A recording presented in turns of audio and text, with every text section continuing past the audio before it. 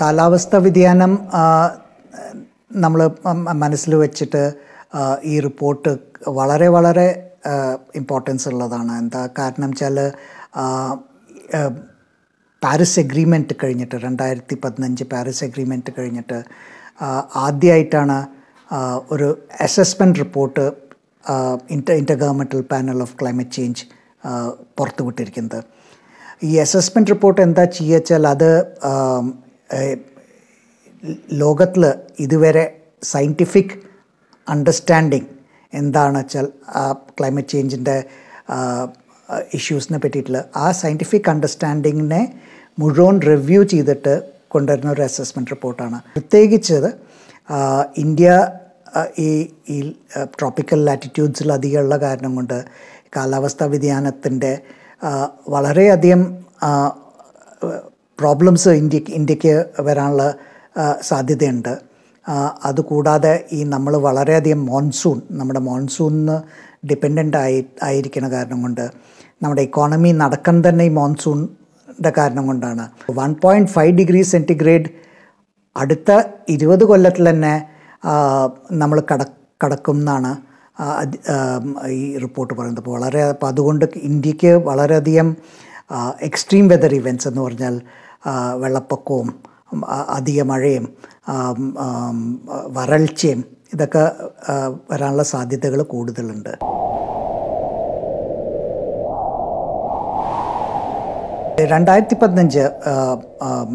Paris എഗ്രിമെൻറ്റിൽ India NDCs nationally determined contributions announce ചെയ്തപ്പോൾ അതിൽ പറഞ്ഞത് 40% നമ്മുടെ എനർജി ഉൽപ്പാദനം 2030 അത് നോൺ ഫോസിൽ ഫ്യൂൽ എന്ന് പറഞ്ഞാൽ റിന്യൂവബിൾ എനർജി സോഴ്സസിലേക്ക് മാറ്റും എന്നാണ് പറഞ്ഞത്.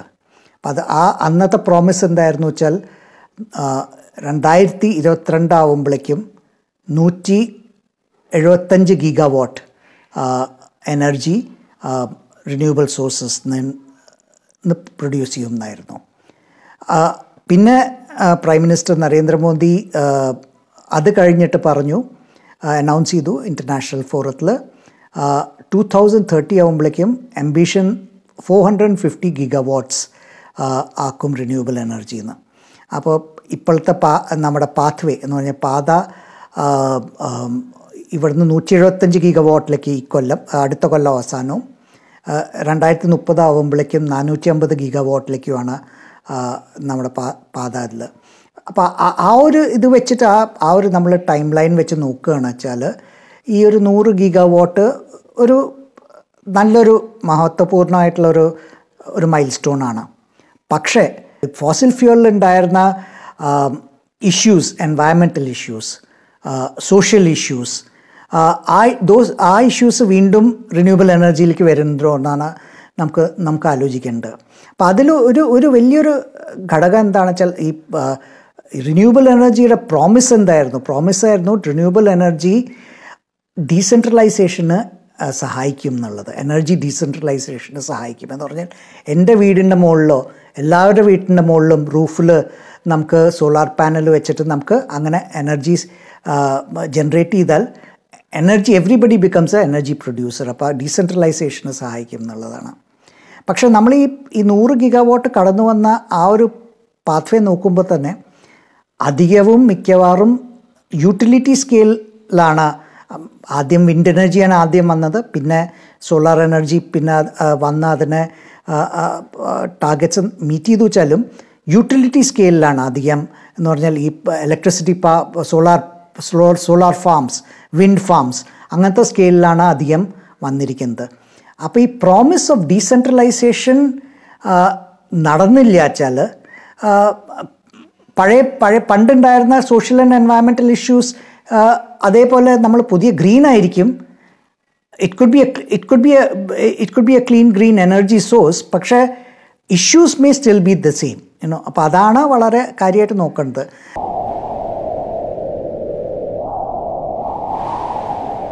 നമ്മൾ റിന്യൂവബിൾ എനർജിയിലേക്ക് മാറുമ്പോൾ ആ റിന്യൂവബിൾ എനർജിയുടെ ലൈഫ് സൈക്കിൾ കോസ്റ്റ് എന്താണ് എന്നതാണ് ആദ്യത്തെ ചോദ്യം. ലൈഫ് സൈക്കിൾ എന്ന് പറഞ്ഞാൽ നമ്മളിപ്പോൾ റിന്യൂവബിൾ എനർജിയിലേക്ക് കടക്കുന്നു. നമുക്ക് അതിനുവേണ്ടി ബാറ്ററി വേണം. ബാറ്ററിക്ക് മിനറൽസ് വേണം, ലീത്തിയം വേണം. ലീത്തിയം എവിടെ നിന്നാണ് കിട്ടുന്നത്, അത് മൈൻ ചെയ്യാനുള്ള ഇഷ്യൂസ് എന്താണ്,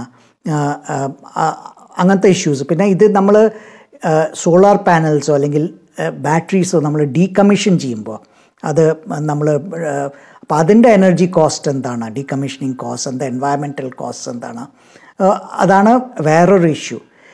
four economy to grow energy consumption grow ചെയ്യണം എന്നാണ് നമ്മൾ സാധാരണ പറയുക. That is the accepted fact നമ്മൾ പറയുക. പക്ഷേ ദേ ഹാവ് ബീൻ അവിടെയാണ് ഈ ടെക്നോളജിക്കൽ ഇന്നോവേഷൻ വരുന്നത്. അപ്പോൾ energy requirement becomes less compared to the economic growth. അപ്പോൾ ആ decoupling of energy and growth അതിന് പല സ്ഥലങ്ങളിലും ഉണ്ടായിട്ടുണ്ട്. പല എഫേർട്സ് നടന്നിട്ടുണ്ട്, പല പൈലറ്റ് പ്രോജക്ട്സും സക്സസ്ഫുൾ ആയിട്ടുണ്ട്. പക്ഷേ അതിനൊരു ലാർജ് സ്കെയിലേക്ക് കൊണ്ടുവരാൻ നമ്മൾ ആലോചിച്ചില്ല വെച്ചാൽ നമുക്ക് എനർജി മാത്രം ക്രിയേറ്റ് ചെയ്തിട്ട് കാര്യമില്ല. അപ്പം പല സെക്ടേഴ്സിലും ഉണ്ടായിട്ടുണ്ട്. അപ്പോൾ lighting for example, industrial lighting, domestic lighting, അതിലൊക്കെ technology has made a breakthrough. ഇപ്പോൾ നമ്മൾ LEDs are consume less energy compared to നമ്മുടെ റെഗുലർ ബൾബ്സ്, നമ്മുടെ filament bulbs, the older bulbs. പക്ഷേ അത് എല്ലാ സ്കെയിലിലും അങ്ങനെ ബ്രേക്ക് ത്രൂ വരുമ്പോഴാണ് നമുക്ക് ശരിക്ക് എനർജി റിക്വയർമെൻറ്റ് കുറയ്ക്കാൻ പറ്റുക.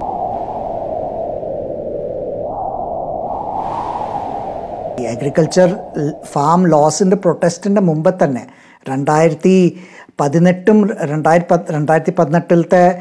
സ്റ്റേറ്റ് എലക്ഷൻസിലും 2019 നാഷണൽ എലക്ഷൻസിലും ഫാമേഴ്സ് ഇഷ്യൂ ഒരു മേജർ ഇഷ്യൂ ആയിരുന്നു. അന്ന് തന്നെ ആൾക്കാർ പല കാരണങ്ങളും, എൻവയറമെൻറ്റൽ കോസ്റ്റ്, ക്ലൈമറ്റ് ചേഞ്ച്, അതിലൊരു എക്സ്ട്രാ കോസ്റ്റായിട്ട് പല കാരണങ്ങളെ കൊണ്ടും ഫാമേഴ്സ് ഇഷ്യൂ വന്നിരുന്നു. അപ്പം അതിൻ്റെ മീതെയാണ് ഈ ഫാം ലോസിൻ്റെ ഇമ്പാക്റ്റ് വന്നത്. അതാണ് നമുക്ക് ഈ ഫാമേഴ്സ് പ്രൊട്ടസ്റ്റ് ഉള്ളത്. ഇപ്പം ഞാൻ ക്ലൈമറ്റ് ചേഞ്ച് റിപ്പോർട്ട് ചെയ്യാൻ തുടങ്ങിയപ്പോൾ 10-20 കൊല്ലം മുമ്പ് റിപ്പോർട്ട് ചെയ്യാൻ തുടങ്ങിയപ്പോൾ അന്ന് ക്ലൈമറ്റ് ചേഞ്ച് എന്ന് പറയുമ്പോൾ ക്ലൈമറ്റ് ചേഞ്ച് ഒരു ലോങ് ടേം ഫിനോമിനയായിട്ടാണ് കണ്ടിരുന്നത്. എന്ന് പറഞ്ഞാൽ 30 കൊല്ലം കഴിയുമ്പോൾ ഈ വ്യത്യാസം വരും, നമ്മുടെ അഗ്രികൾച്ചർ പ്രൊഡക്ടിവിറ്റി കുറയും, നമ്മുടെ ഫുഡ് ബെൽറ്റ് എവിടെയാണ് നമുക്ക് food belt, the gangetic belt, അത് നോർത്ത് വേർഡ്സ് പോകും, അങ്ങനെയൊക്കെയാണ് പറഞ്ഞിരുന്നത്. പക്ഷേ അന്നത്തെ കാലത്ത് ആൾക്കാർക്ക് അത് മനസ്സിലാക്കാനുള്ള ഇതുണ്ടായില്ല, because it was an issue of the future. പക്ഷേ ഇന്ന് നമ്മൾ അതിൻ്റെ ഇമ്പാക്റ്റ് കണ്ടുകൊണ്ട് വരികയാണ്. പക്ഷെ ഇപ്പോഴും ക്ലൈമറ്റ് ചേഞ്ച് ഒരു കോൺസെപ്റ്റ്, ഒരു ഗ്ലോബൽ കോൺസെപ്റ്റാണ്. പക്ഷെ അത് എങ്ങനെയാണ് നമ്മുടെ ഒരു കർഷകൻ്റെ ഫാമിലേക്ക് അത് വരുന്നതെന്നാണ്. അപ്പോൾ the ability of a farmer to deal with present day uncertainties makes him capable of dealing with future climate change issues.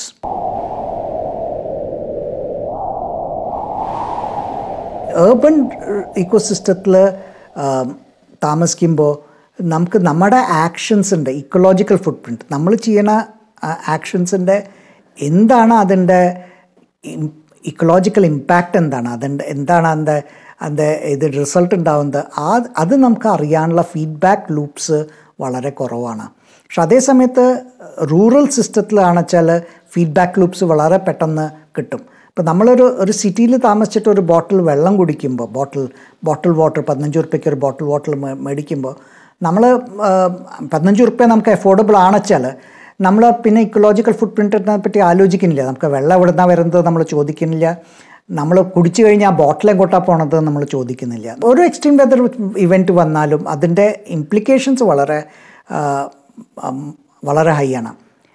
ഒരു എക്സാമ്പിളായിട്ട് പറയുകയാണെന്ന് വെച്ചാൽ ചെന്നൈയിൽ 2015 ഡിസംബർ 2015 ഫ്ലഡ്സ് ഉണ്ടായപ്പോൾ അതിൻ്റെ മുമ്പേയും ആൾക്കാർ പറഞ്ഞിരുന്നു പള്ളിക്കർണെ മാഷ്, അവിടെ വലിയ ചതുപ്പ് നിലമുണ്ട്, പള്ളിക്കർണെ മാഷ് എന്നുള്ളത് നിങ്ങൾ പണിതാൽ ചെന്നൈ സിറ്റിക്ക് വെള്ളം പുറത്ത് പോകാനുള്ള ഒരു സൗകര്യമാണ്, അത് നഷ്ടപ്പെടുകയാണെന്ന് പറഞ്ഞിരുന്നു. അപ്പോൾ ഇത്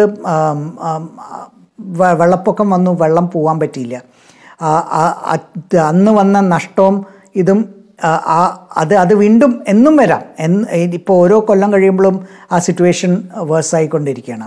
അങ്ങനെ ആവുമ്പോഴാണ് ഈ സിറ്റിയിലത്തെ ആൾക്കാർ അവരുടെ ആക്ഷൻ്റെ തന്നെ ഫീഡ്ബാക്ക് ലൂപ്പ് മനസ്സിലാക്കുന്നത്. അപ്പോൾ സിറ്റിയിലത്തെ ആൾക്കാർ മനസ്സിലാക്കുമ്പോഴത്തെ ഒരു വലിയൊരു ഗുണം എന്താ വെച്ചാൽ അവരുടെ impact on policy, you know, as on political policy or on economic policy, അവരുടെ impact is higher than a villager.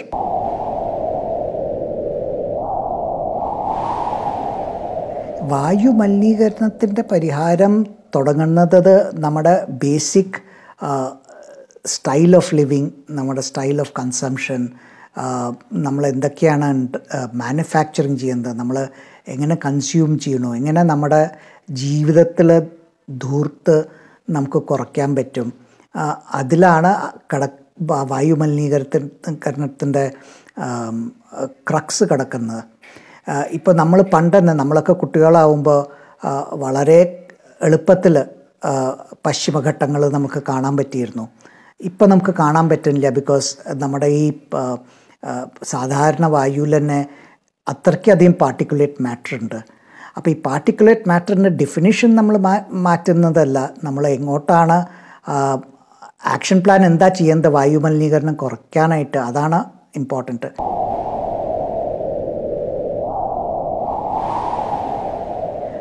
ഈ സ്മാർട്ട് സിറ്റി പ്രോഗ്രാം വന്ന സമയത്ത് 2015-2016 ഞാൻ ഒരു സ്റ്റോറി ചെയ്യാനായിട്ട് ഞാൻ ഗവൺമെൻറ്റിൻ്റെ സ്മാർട്ട് സിറ്റി ഡോക്യുമെൻറ്റ് അന്ന് പഠിച്ചിരുന്നു. അപ്പോൾ അന്ന് എനിക്ക് അന്നാണ് ആദ്യമായിട്ട് 100 സ്മാർട്ട് സിറ്റി ഗവൺമെൻറ് ഒരു സെലക്ഷൻ പ്രോസസ്സ്, ബിഡിങ് പ്രോസസ്സ് വെച്ചിട്ട് 100 സ്മാർട്ട് സിറ്റീസിന് ആദ്യത്തെ ലോട്ടിൽ സെലക്ട് ചെയ്തത്. പക്ഷെ അന്ന് എനിക്ക് മനസ്സിലാക്കാൻ പറ്റിയത് എന്താണെന്ന് വെച്ചാൽ അന്ന് സ്മാർട്ട് സിറ്റി കോൺസെപ്റ്റ് എന്ന് പറയുന്നത് it's more of smart metering, smart traffic light, smart way of smart mobility എന്ന് പറഞ്ഞാൽ സൈക്കിൾ ട്രാക്സ് അല്ലെങ്കിൽ പാർക്സ്, അങ്ങനെയൊക്കെയാണ്. പക്ഷേ larger environmental issue of are the cities becoming environmentally smarter or are they becoming self-reliant environmentally? ആ ഒരു ഇഷ്യൂവിനെ പറ്റി അധികം ചർച്ചയില്ല smart cities.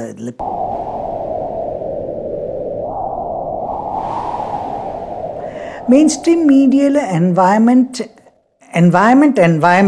എന്ന് പറഞ്ഞാൽ എൻവയൺമെൻറ്റ് ഒരു ക്യാപ്സ്യൂൾ നമ്മൾ എൻവയൺമെൻറ്റ് എടുത്തിട്ട് അവെയർനെസ് കൂടിയിട്ടുണ്ടോ ചോദിച്ചാൽ ആൻസർ ഇസ് യെസ്. എൻവയൺമെൻറ്റിനെ പറ്റിയിട്ടുള്ള എൻവയൺമെൻറ്റ് ജേർണലിസം, എൻവയൺമെൻറ്റിൻ്റെ അവെയർനെസ് കൂടിയിട്ടുണ്ട്, കൊല്ലങ്ങൾ ഡിക്കേഡ്സിൽ കൂടിയിട്ടുണ്ട്. പക്ഷേ more than that's the lesser, that's of lesser important. More importance എന്താണെന്ന് വെച്ചാൽ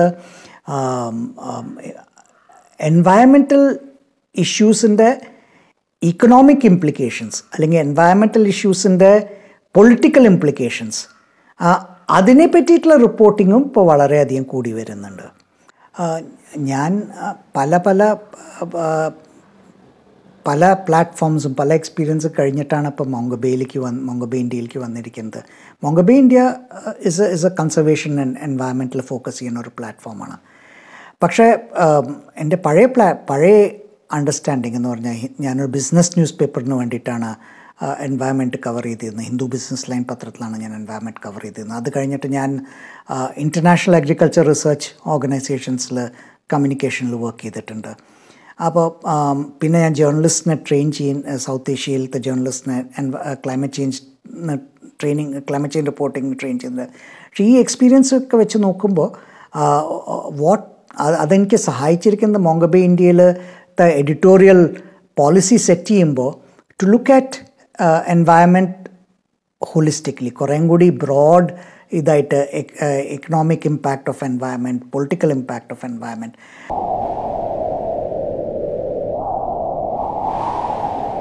പുതിയ വരുന്ന തലമുറയ്ക്ക് അവർക്ക് അവരുടെ ചാലഞ്ചസ് എൻ്റെ ജനറേഷനിൽ ഉള്ള ചാലഞ്ചസിനെക്കാട്ടൊക്കെ വളരെ വ്യത്യസ്തമായിട്ടുള്ള ചാലഞ്ചുകളാണ്. നമ്മളിപ്പോൾ തന്നെ കാണുന്നത് വരുന്ന ചാലഞ്ചുകൾ നമുക്കുണ്ടായിരുന്ന ചാലഞ്ചുകളല്ല. പക്ഷേ അത് പറഞ്ഞിട്ട് അതിൻ്റെ ആൻസേഴ്സും കണ്ടുപിടിക്കാനുള്ള കഴിവും അതിനുള്ള ടെക്നോളജിയും അതിനെ പറ്റിയിട്ടുള്ള അറിവും പുതിയ ജനറേഷനുണ്ട്.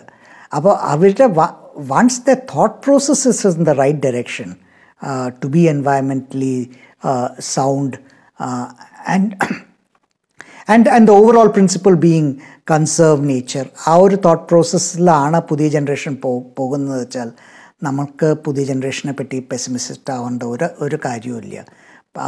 they will find answers to their problems. They'll have new problems. പക്ഷെ ആ ന്യൂ പ്രോബ്ലംസിനുള്ള ആൻസേഴ്സും ന്യൂ ആൻസേഴ്സ്, ഇന്നോവേറ്റീവ് ആൻസേഴ്സും അവർ കണ്ടുപിടിക്കുകയുള്ളൂ. അപ്പോൾ അതിനെപ്പറ്റി നമുക്ക് പുതിയ തലമുറയെ പറ്റി നമുക്ക് വറി ചെയ്യേണ്ട ആവശ്യമില്ല.